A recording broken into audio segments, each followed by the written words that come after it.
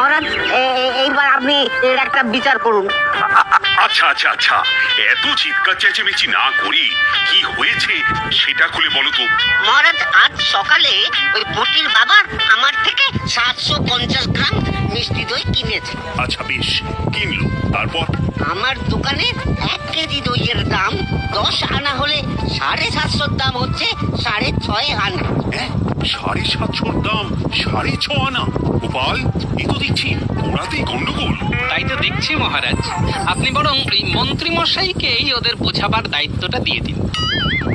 কই এসো দেখি, এসো এসো।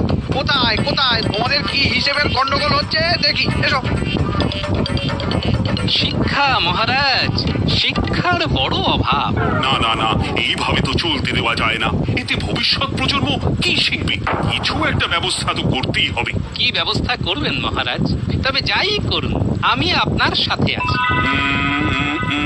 আচ্ছা, আমার বই ঘরে তো কিছু বই আছে, সেগুলো দিয়ে আপাতত সাজিয়ে গুছিয়ে একটা গ্রন্থাগার খুললে কেমন হয়? না মানে রাজ্যের মানুষেরা সেখানে এসে পড়াশুনো শিখে নিজেদের শিক্ষিত করতে পারবে। গ্রন্থাগার? বাহ বাহ বাহ, এই তো দারুণ ব্যাপার মহারাজ। হ্যাঁ, পরে দরকার হলে আমি নগর থেকে আরো বই নিয়ে আসবো, কিন্তু আমি আমার রাজ্যের মানুষদের শিক্ষিত দেখতে চাই। গোপাল, এই দায়িত্বটা তোমাকেই কিন্তু নিতে হবে। অবশ্যই। গোপাল দাদা, এই বইগুলো কোথায় রাখবো?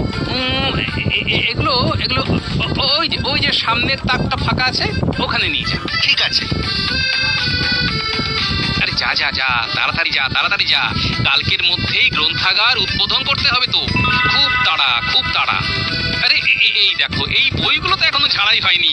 আরে সবাই মিলে ওদিকে গেলে হবে।